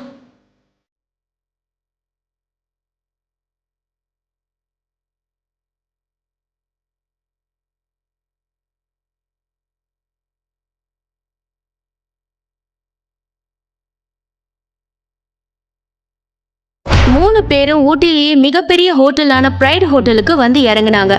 இங்க பாரு, நானும் பிரீத்தியும் முன்னால போறோம், நீ பெட்டியெல்லாம் எடுத்துக்கிட்டு இங்க பின்னாடி வா. ஓகே, வா பிரீத்தி, போலாம். பிரைட் ரெஸ்டாரண்ட்ல இருந்த ஒவ்வொரு பொருளும் அந்த ஹோட்டல் பத்தின வரலாறை எடுத்து சொல்லுச்சு. எங்க 2 பேருக்கும் எங்க பிரைவேட் ரூம் அவைலபிளா இருக்கா? இல்ல, நாங்க 3 பேர், எங்களுக்கு டேபிள் இருந்தாலே போதும். அப்படி பிரீத்தி சொன்னதும் அதை கேட்ட ஸ்னேகா முகம் கோவத்துல, சூர்யா மாதிரி ஒண்ணு இல்லாதவன் கூட வாழ்ந்தா டேபிள்ல தான் சாப்பிட முடியும் அப்படின்னு நினைக்கும் போது அப்ப அந்த மேனேஜர், குட் ஆஃப்டர்நூன் மேடம். இப்போதைக்கு எங்க கிட்ட பிரைவேட் ரூம், டேபிள் எதுவுமே அவைலபிளா இல்ல. ஒன்னும் பிரச்சனை இல்ல, நாங்க இப்போ கிளம்புறோம், இன்னொரு நாள் வரோம். அட சூர்யா சார், நீங்க எதுக்காக இதையெல்லாம் தூக்கிட்டு வரீங்க? என்னை கூப்பிட்டு இருந்தா நானே தூக்கிட்டு வந்திருப்பேனே. எக்ஸ்கியூஸ் மீ, நீங்க யாரோன்னு தப்பா நினைச்சு பேசிட்டு இருக்கீங்க. இவன் எங்க வேலைக்காரன், எங்க கூட தான் வந்தான். இல்ல மேடம், நான் தப்பான ஆள் கூட பேசல, கரெக்டான ஆள் கூட தான் பேசிக்கிட்டு இருக்கேன். எங்க ஹோட்டல் குரூப்ஸ் இந்த நிலையை அடையிறதுக்கு சூர்யா சார் போட்ட பிச்சை தான் காரணம்.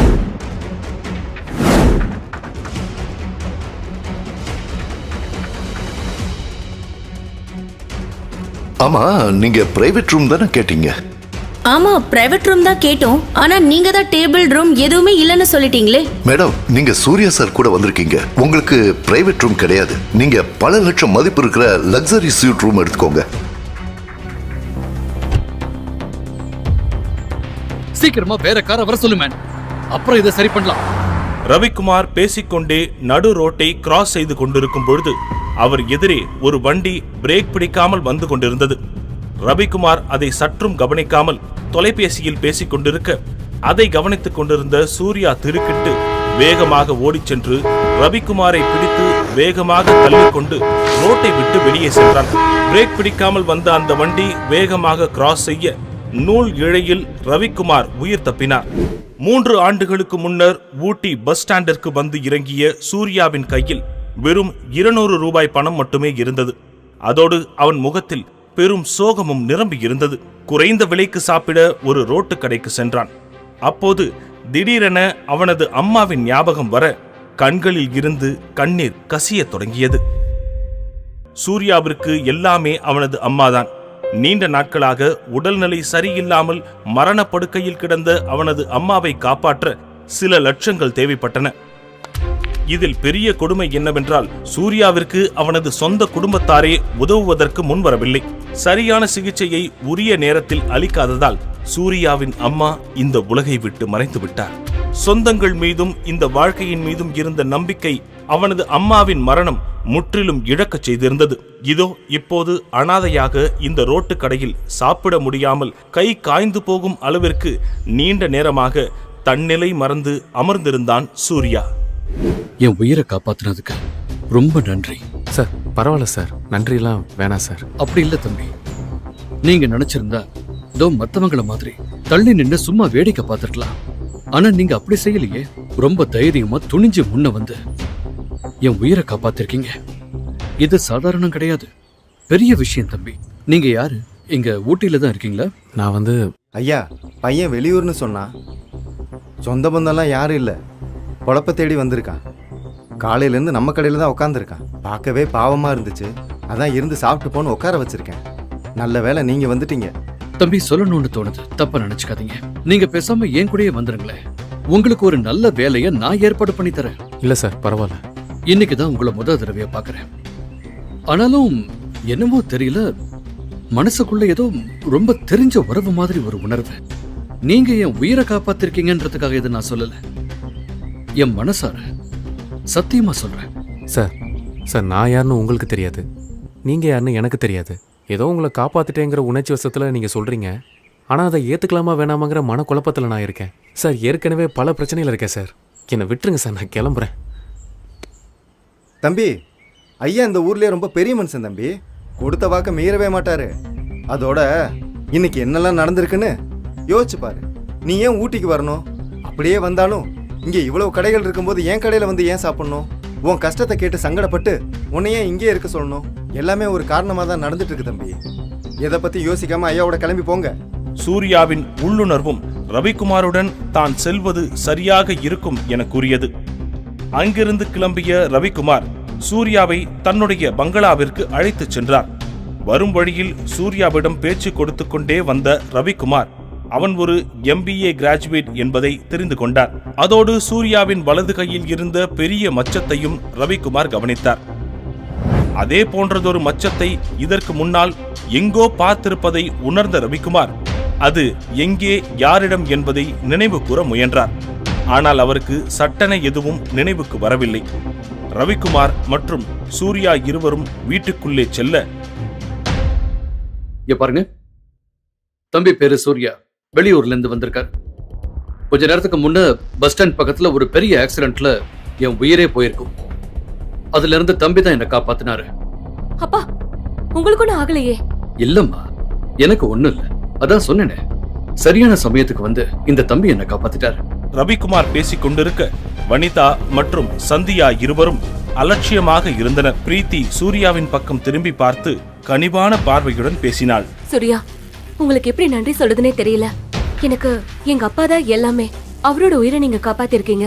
நீங்க ஏதாச்சும் கேட்டே ஆகணும். நான் உங்களுக்கு கைமாற ஏதாவது பண்ணி ஆகணும். ஐயோ, அதெல்லாம் பரவாயில்லைங்க. ஏங்க, உங்களுக்கு ஆக்சிடென்ட் ஆன நேரத்துல அவர் உங்க உயிரை காப்பாத்திருக்காருன்னா அவருக்கு நீங்க ஏதாவது ஹெல்ப் பண்ணிட்டு வந்திருக்கலாமே. எதுக்கு நம்ம வீட்டுக்கு கூட்டிட்டு வந்தீங்க? I can't trust these kind of people. இதை கேட்ட சூர்யா அவமானத்தில் தலை குனிந்தபடி நின்று கொண்டிருக்க ரவிக்குமார் கோபமாக, Shut up, சந்தியா, பார்த்து பேசு. அது சரி, உன் அம்மா புத்தி தானே உனக்கும் வரும். உன் அம்மா மாதிரி ஒரு ராட்சசி கூட இத்தனை வருஷம் குடும்பம் நடத்திருக்கேன் பாரு. அதுக்கு எனக்கு இதுவும் வேணும், இன்னமும் வேணும். சார் விடுங்க சார், அவங்கள சொல்லி எந்த குத்தமும் இல்லை சார். என்ன மாதிரி ஒருத்தனை வீட்டுக்கு கூட்டிட்டு வரும்போது யாரா இருந்தாலும் இப்படிதான் சார் சொல்லுவாங்க. என்னால உங்க குடும்பத்துல எந்த பிரச்சனையும் வர வேணாம். நான் வேணா கிளம்புறேன் சார், பரவாயில்ல. உடனே ரவிக்குமார் சூர்யாவை பதற்றத்துடன் பார்த்தபடி நிற்க பிரீத்தியும் பதற்றமாக பார்த்தபடி சூர்யாவிடம் பேசினாள். அவங்களுக்காக நான் மன்னிப்பு கேட்டுக்கிறேன். நீங்க இங்கதான் இருந்தாகணும். எங்க அப்பா உயிரை காப்பாத்திருக்கீங்க. அதுக்கு நன்றி கடனா நீங்க இங்கதான் இருந்தாகணும் சூர்யா. ஆமா தம்பி, இப்ப இங்க நடந்ததுக்காக நானும் என் மூத்த பொண்ணு உங்ககிட்ட மன்னிப்பு கேட்டுக்கிறோம். என்ன சார், நீங்க போய் என் பொண்டாட்டியையும் இளைய மகளையும் திருத்தறதுக்காக நானும் பல வருஷங்களா ட்ரை பண்ணிக்கிட்டு தான் இருக்கேன். ஆனா ரெண்டு பேரையும் என்னால மாத்த முடியல. இப்போ இவங்க சொல்றது கேட்டு நீங்க இந்த வீட்டை விட்டு கிளம்பி போனீங்கன்னா ஒரு நல்ல பையனை வீட்டுக்கு கூட்டு வந்து அவமானப்படுத்தி அனுப்பிட்டோங்கிற குற்ற உணர்ச்சியோட நான் ஆயுசு முழுக்க வாழ வேண்டியிருக்கும். பிரீத்தியும் ரவிக்குமாரும் மாறி மாறி வற்புறுத்த அவர்களின் வார்த்தைக்கு கட்டுப்பட்டு சூர்யா அங்கே தங்குவதற்கு சம்மதித்தான். பாருங்க, இன்னொரு தடவை இவர்கிட்ட யாராவது மரியாதை குறைவா பேசுனீங்க, அப்புறம் நான் மனுஷனாவே இருக்க மாட்டேன். தம்பி, இன்னையில இருந்து நீங்க தான் எனக்கு பர்சனல் செக்ரட்டரி. சார் என்ன சொல்றீங்க? No, it's a done deal. All right, Preethi, இவர் இங்கேயே தங்க எல்லா ஏற்பாடும் பண்ணிடு. நாட்கள் ஓடின. சூர்யா ரவிக்குமாரிடம் வேலைக்கு சேர்ந்து 6 மாதங்கள் ஆயிருந்தது. சூர்யா கொடுத்த ஆலோசனைகளின்படி ரவிக்குமார் எடுத்த முடிவுகள் பெரும் வெற்றி அடைந்திருந்தன. சூர்யாவின் மீது ரவிக்குமார் வைத்திருந்த நம்பிக்கை பெரிதும் அதிகரித்திருந்தது. அதே சமயம் சூர்யாவின் வலது கையில் இருந்த அந்த மச்சம் குறித்து ரவிக்குமார் அவ்வப்போது ஆழ்ந்து யோசித்து வந்தார். ஆனால் அவருக்கு சரியான விடை கிடைக்கவில்லை. இந்த இடைப்பட்ட காலங்களில் பிரீத்திக்கு மாப்பிள்ளை தேடுவதில் ரவிக்குமாரின் கவனம் சூடு பிடித்திருந்தது. பெரிய பெரிய பிசினஸ்மேன்களின் வரன்கள் வந்தாலும் ரவிக்குமாருக்கு நம்பிக்கை ஏற்படும் வகையில் அவருக்கு எந்த வரனும் அமையவில்லை. யோ, இது சம்பந்தப்பட்ட லீகலிட்டிஸ்லாம் வெரிஃபை பண்ணவே 2 நாள் ஆகும் ஐயா. இது எவ்வளவு முக்கியமான ப்ராஜெக்ட்னு உங்களுக்கு எல்லாம் தெரியுமா தெரியாதா? எல்லாத்தையும் கடைசி நிமிஷத்துல தான் கொண்டு வருவீங்களா? உங்க அலட்சியத்தால இந்த ப்ராஜெக்ட் நம்ம கையை விட்டு போகுது. Damn it. சார், இந்த ப்ராஜெக்ட் நம்ம கையை விட்டு போகாது. நான் டாக்குமெண்ட்ஸ் எல்லாமே ஆல்ரெடி வெரிஃபை பண்ணிட்டேன். நீங்க ஒரு டைம் படிச்சு பார்த்துட்டு சைன் மட்டும் போட்டா போதும் சார். அதே போல சூர்யாவிற்கு பிசினஸ் மீது அதிக ஆர்வமும் அதில் அவன் கொடுக்கும் யோசனைகளும் அவருக்கு தொடர்ந்து வியப்பளித்து வந்தன. இப்படி ரவிக்குமாருக்கு குடும்பத்தின் மீது இருந்த சில பொறுப்புகளும் சூர்யாவின் அசாத்திய திறமைகள் மீது இருந்த வியப்பும் அவரை பல வகையில் யோசிக்க செய்து கொண்டிருந்தது. அந்த யோசனை ஒரு நாள் அவரின் தூக்கத்தையும் கெடுத்தது. ரவிக்குமாரின் சிந்தனையில் பிரீத்தி, சூர்யா ஆகிய இருவரின் முகமும் மாறி மாறி வந்து சென்றது. அதோடு சூர்யாவின் கையில் இருந்த மச்சமும் அவரை மிகவும் குழப்பியது. அது அவருக்கு எதையோ நினைவுபடுத்த முயல்வதாக எண்ணினார். அப்படின்னா சூர்யா, ஐயோ, இது இத்தனை நாளா எப்படி என்னோட நினைவுக்கு வராம போச்சு? சூர்யாவை இத்தனை நாளா ஒரு சாதாரண பையனா நினைச்சிட்டமே. அவனோட இந்த நிலைமைக்கு தெரிஞ்சோ தெரியாமலோ நானும் ஒரு காரணம் ஆகியிருக்கேன். இந்த ஊட்டி மொத்தமும் என்ன ஒரு பெரிய ஆளா பாக்குது. ஆனா இங்க யாருக்கும் தெரியல. என்ன விட இன்னும் என்ன மாதிரி இருக்கிற 100கணக்கான கோடீஸ்வரங்க சேர்ந்து நின்னா கூட சூர்யாவுக்கு ஈடாக முடியாது. இப்ப கூட சூர்யா நினைச்சா இந்த ஒட்டுமொத்த தமிழ்நாட்டோட பிசினஸ் சாம்ராஜ்யத்தையும் புரட்டி போட முடியும். ஆனா அவ்வளவு பெரிய அந்தஸ்தையும் செல்வாக்கையும் விட்டுட்டு அவன் ஏன் இப்படி ஒரு நிலைமையில இருக்கான்? ஐயோ கடவுளே, நான் பண்ண தப்புக்கு நானே ஒரு பிராயச்சித்தம் செய்யணும், செஞ்சே ஆகணும். உங்க 2 பேர்கிட்டையும் நான் ஒரு முக்கியமான விஷயம் பேசணும். ரொம்ப நாளாவே என் மனசுக்குள்ள ஒரு யோசனை ஓடிக்கிட்டு இருக்கு. நீங்க 2 பேரும் கல்யாணம் பண்ணிக்கிட்டா நல்லா இருக்கும்னு நான் நினைக்கிறேன். என்னடா இவன் திடீர்னு இப்படி சொல்றான், என்ன தப்பா நினைக்காதீங்க. நல்லா யோசிச்சுதான் நான் இந்த முடிவுக்கு வந்திருக்கேன். என்னால என் பொண்ணுக்கு எங்க வேணா எவ்வளவு பெரிய இடத்துல வேணும்னாலும் மாப்பிள்ள பார்க்க முடியும். ஆனா சூர்யா மாதிரி அமையாதுமா. சார், உங்க பொண்ணு பிரீத்திய இது வரைக்கும் அந்த கண்ணோட்டத்துல பார்த்தது இல்லை சார். ஆனா நீங்க அமைச்சு கொடுக்குற இந்த வாழ்க்கை நல்லபடியா அமையும்னு நான் நம்புறேன். அதனால எனக்கு இந்த கல்யாணத்துல சம்மதம் சார் என்று சூர்யா பதிலளிக்க ரவிக்குமார் சந்தோஷத்தில் மகிழ்ச்சியாக சிரித்தார். உடனே வீட்டின் உள்ளே சென்று ரவிக்குமார் விஷயத்தை எல்லோரிடமும் சொல்ல, யாருன்னே தெரியாத இந்த பிச்சைக்காரனுக்கு வேலை கொடுத்ததே இங்க யாருக்குமே பிடிக்கல. ஏதோ உங்க உயிரை காப்பாத்தி இருக்கான்றதுக்காக எதுவும் சொல்லாம இருந்தோம். இப்ப என்னடானா நம்ம பொண்ணு அவனுக்கு கல்யாணம் பண்ணி கொடுக்கறேன்னு சொல்றீங்க? புத்தி கெட்டு போச்சா உங்களுக்கு? ஆமா டாடி, இவ யாரு? இவனுக்கு என்ன சொத்து இருக்கு? இவனுக்கு போய் பிரீத்திய கல்யாணம் பண்ணி கொடுக்க போறேன்னு சொல்றீங்க? I am very much disappointed with you. இங்க பாருங்க, ஊருக்குள்ள நமக்குன்னு ஒரு அந்தஸ்து இருக்கு. ஒரே நாள்ல எல்லாத்தையும் குட்டிச்சவராக்கிடாதீங்க. எப்ப பார்த்தாலும் பணம் பணம் பணம். 1000 கோடி ரூபாயை கொட்டி கொடுத்தாலும் சூர்யா மாதிரி ஒரு பையன் நம்ம பிரீத்திக்கு கிடைக்க மாட்டான். சோ நான் முடிவு பண்ணிட்டேன், இந்த வீட்டுக்கு மாப்பிள்ளை சூர்யா தான். So mind it. இன்னொரு தடவை இந்த வீட்ல யாராவது சூர்யாவை பத்தி ஏதாவது தப்பா பேசினாலோ இல்ல சத்தம் போட்டாலோ என ரவிக்குமார் பேசிவிட்டு கோபமாக தன்னுடைய அறைக்குள் சென்றார். ஒரு வழியாக அடுத்த 6 மாதத்தில் அவர்களது திருமணம் நடந்து முடிந்தது. தன்னுடைய மனதில் இருக்கும் அந்த ரகசிய காரணத்தினாலும் தன்னுடைய லட்சியத்திற்காகவும் பிரீத்தியிடம் இருந்து விலகியே இருந்தான் சூர்யா. எந்த காரணத்திற்காகவோ அவர் தயங்குகிறார் என அவனது நிலையை புரிந்து கொண்ட பிரீத்தியும் அவனை கட்டாயப்படுத்தவில்லை. இந்த இடைப்பட்ட காலத்தில் பிரீத்தியின் தங்கை சந்தியா ஒரு பெரிய கோடீஸ்வர குடும்பத்தில் திருமணமாகி சென்றிருந்தாள். எது மாறியதோ இல்லையோ, சூர்யா குறித்த எண்ணங்களும் அலட்சிய போக்கும் வனிதாவிடமும் சந்தியாவிடமும் மாறவே இல்லை. Throw this beggar out of here. Hey Sandhya, வாயை மூடு. அறிவு இருக்கா அவனுக்கு? இப்படி ஈவ இருக்கமே இல்லாம சாப்பிடுறவங்களை எழுந்திருக்க சொல்ற மனுஷியா நீ எல்லாம்? அப்போது அந்த இடத்திற்கு வந்த சந்தியாவின் கணவன் விவேக், கேவலம் ஒண்ணுக்கு உதவாத அந்த பிச்சைக்காரனை கல்யாணம் பண்ணிட்டு பெருசா சீன்லாம் போடாத. திடீரென அந்த வீட்டு வாசலில் மலமளவென சைரன் பொருத்திய கார்கள் சீறிக்கொண்டு வந்தன. அதிலிருந்து தன் பிளாக் கேட்ஸ் படையுடன் இறங்கிய மினிஸ்டரை விவேக் மினிஸ்டர் இஸ் ஹியர். அனைவரும் வரவேற்றனர். அனைவருக்கும் வணக்கம் வைத்துக் கொண்டிருந்த மினிஸ்டரின் முகம் திடீரென தூரத்தில் எதையோ பார்த்து அதிர்ச்சியாக மாறியது. கூட்டத்தில் தன் முகத்தை மறைத்தபடி சூர்யா மெல்ல நகர்ந்து செல்ல, சூர்யா திடீரென அவனின் கையை ஒரு கை இறுக்கமாக பிடித்தது. சூர்யா சார், நீங்களா?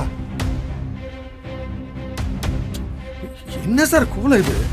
உங்க அப்பாயின்மெண்ட்டுக்காக நான் எவ்வளவு நாள் காத்துக்கிட்டு இருக்கேன். நீங்க தான் சீஃப் கெஸ்ட். இவன் கைய பிடிச்சு பேசிட்டு இருக்கீங்க. He is just a servant. வாய மூடுங்க. நீங்க யார்கிட்ட பேசிட்டு இருக்கீங்க தெரியுமா? அவரால தான் இன்னைக்கு நான் இந்த நிலைமையில இருக்கேன். என்கிட்ட எவ்வளவு மரியாதையா நடந்துக்கிறீங்களோ அதை விட 100 மடங்கு அதிக மரியாதையா சூர்யா சாருக்கு நீங்க எல்லாரும் கொடுக்கணும். புரிஞ்சுதா? நான் மட்டும் இல்ல, என்னை மாதிரி எத்தனையோ அரசியல்வாதிகளையும் பிசினஸ் மேன்களையும் சூர்யா சார் உருவாக்கி இருக்கார். இன்னைக்கு இவ்வளவு நடந்ததுக்கு அப்புறமும் அவர் அமைதியா இருக்காருன்னா நிச்சயமா இதுக்கு முன்னாடி ஏதோ ஒரு காரணம் இருக்கும். புரிஞ்சுதா? என்னையா நடக்குது இங்க? அதான் சார் எனக்கு ஒன்றும் புரியல. சூர்யா சார், சார் வாங்க சார், நம்ம வீட்டுக்கு போலாம். அட வாங்க சார்.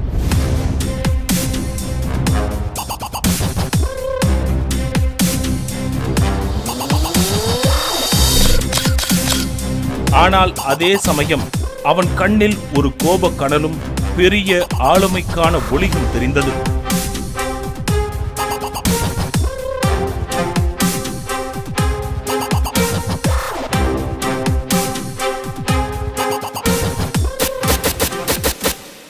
தன்னுடைய அம்மாவின் மருத்துவ செலவிற்கு பணம் புரட்ட முடியாதவனின் முன்னால் ஆளுங்கட்சியின் மந்திரி ஏன் தலை குனிந்து கை கட்டி நின்றார்? சூர்யாவின் வலது கையில் அந்த மச்சத்தின் பின்னால் உள்ள ரகசியம் என்ன? என்ன காரணத்திற்காக ரவிக்குமார் தனது மகளை சூர்யாவிற்கு திருமணம் செய்து கொடுத்தார்? சூர்யா என்ன காரணத்திற்காக பிரீத்தியை திருமணம் செய்து கொண்டான்?